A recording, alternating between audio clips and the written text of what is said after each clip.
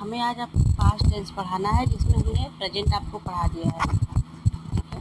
और पास्ट क्या था? पास्ट जो है स्टेट ऑफ एक्शन बताता है, जो कि रेगुलर होता है first now in A continue get over. ठीक है। अब सिंपल पास्ट टेंस में क्या होता है? पास्ट जैसे हम जानते हैं, पास्ट क्या होता है हमारा, जो हमारा बीत है। जैसे आप 9th क्लास में थे, आप 10th क्लास में आ गए, तो 9th क्लास आपका क्या था? पास्ट था। और 10th क्लास आपका प्रेजेंट है। तो प्रेजेंट की हमने बातें कर ली थी, प्रेजेंट हमने बता दिया आपको। अब पास्ट बताना है और सिंपल पास्ट टेंस, और जिसमें सिंपल पास्ट टेंस क्या है कि भूतकाल की बातें होती हैं इसमें। और इसकी जो है एक्सिलरी वर्ब जो होता है, हेल्पिंग वर्ब, वो डिड होता है। क्या होता है? डिड होता है। और डिड का जो प्रयोग होता है वो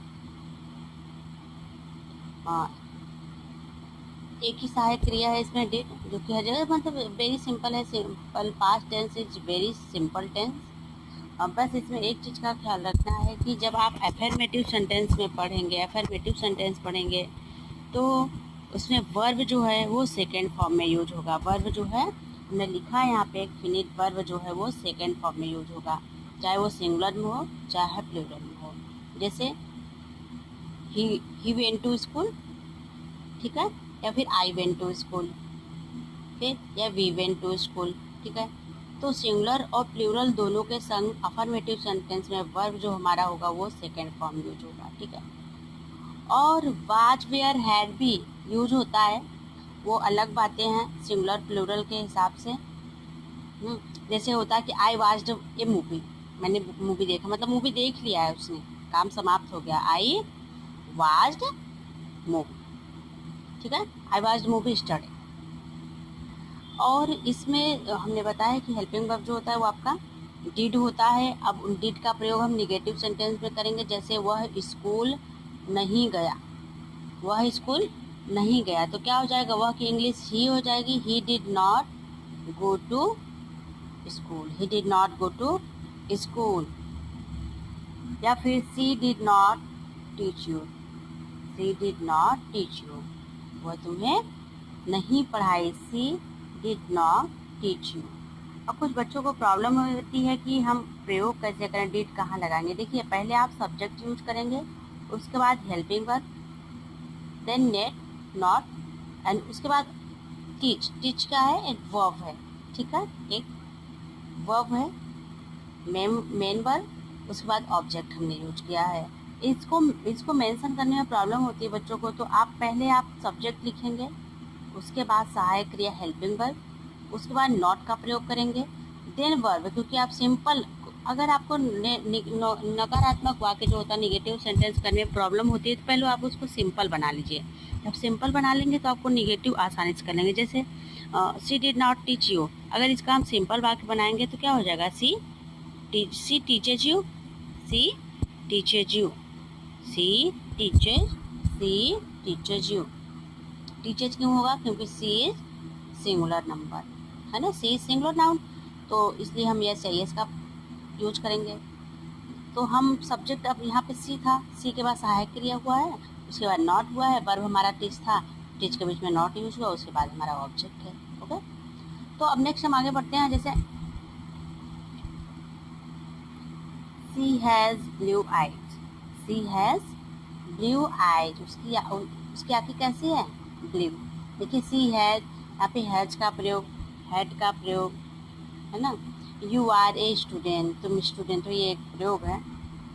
ठीक है। तो आपका प्रेजेंट, इसके बाद इंट्रोगेटिव सेंटेंस हमने आपको नहीं बताया। इंट्रोगेटिव सेंटेंस जो होता है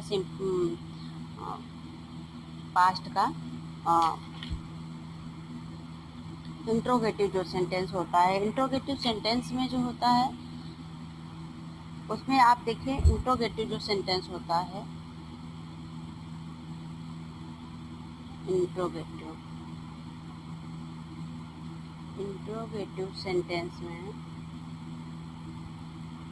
इंट्रोगेटिव सेंटेंस में आप जैसे हमने अभी बताया कि सी डिड नॉट टीच यू, ये हमने बताया आपको। अगर हमने इसका आपको सिंपल बताया था कि सी टीचेस यू, ये सिंपल है आपका, ये सिंपल है, ये आपका निगेटिव। अगर हम इसका इंट्रोगेटिव बनाएंगे तो कैसे बनाएंगे? इंट्रोगेटिव में क्या होता है? इंट्रोगेटिव हमारा दो होता है, एक डबल इंट्रोगेटिव होता है, एक सिंगल इंट्रोगेटिव।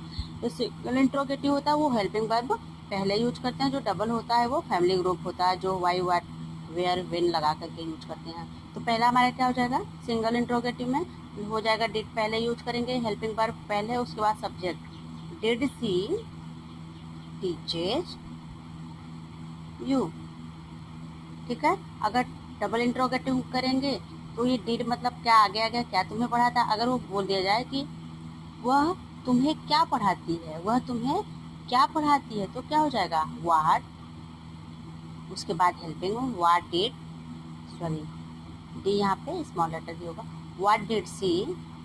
अब देखिए यहाँ टीचर जो है, जो यहाँ पे टीचर जो है, ये टीचर आपका टीच ही सिर्फ रहेगा, ठीक है। यहाँ पे टीच ही रहेगा, टीच यू। देखिए यहाँ पे हमने लिखा कि did she teaches you, did she teaches you, और ये टीचर जो है यहाँ पे गलत है, ये सी डिड सी टीच यू। यहाँ पे क्यों है? क्योंकि ईएस का प्रयोग जो है हम सिर्फ सिंगुलर नाउन के साथ करेंगे। यहाँ पे सिंगुलर नाउन है, लेकिन ये कौन सा सेंटेंस है? इंट्रोगेटिव सेंटेंस है। इंट्रोगेटिव में सिंगल इंट्रोगेटिव सेंटेंस है, जिसमें वर्ब हेल्पिंग वर्ब पहले यूज होता है, सब्जेक्ट के वी फोर यूज करते हैं। तो और अब डबल इंट्रोगेटिव में तो what did she teach you, वह तुम्हें क्या पढ़ाती है। What did she teach you, okay, वह तुम्हें क्या पढ़ाती, क्या की इंग्लिश व्हाट हो गया, उसके बाद helping verb, then subject, then main verb, then object use. Okay guys, तो ये हमारा आज का पास्ट इंडिफिनिट सेंटेंस कंप्लीट हो गया। हाँ, एक चीज़ और इसमें है, जैसे जो डिड नॉट हम यूज करते हैं, अभी हमने निगेटिव सेंटेंस आपको रहा डिड नॉट, है ना, सी डिड नॉट टीच यू, तो इसमें आप ये डिडंट भी यूज करते हो। तो मतलब जैसे ओरल स्पोकन कर रहे हो, आप बोल रहे हो, किसी से कम्युनिकेशन कर रहे हो, तो आप वहाँ पे डिडंट यूज करेंगे।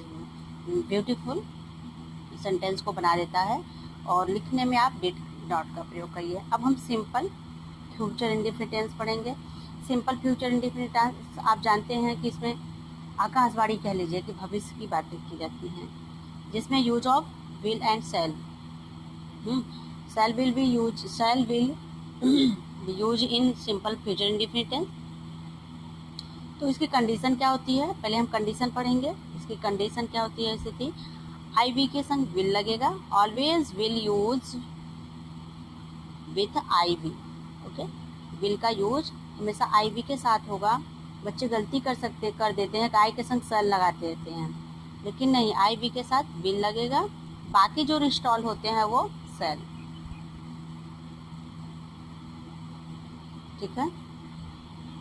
ये कब होगा? जब प्रेशर रहेगा, जब प्रेशर रहता है। हमने बताया आपको कि किसी मतलब कि प्रोमिस वर्ड हो या कोई फेयर ऑर्डर ड्यूटीज इंटेंशन हो, तो वहाँ पे आप इसका अपोजिट यूज करेंगे। बाकी आई वी के संग क्या लगेगा?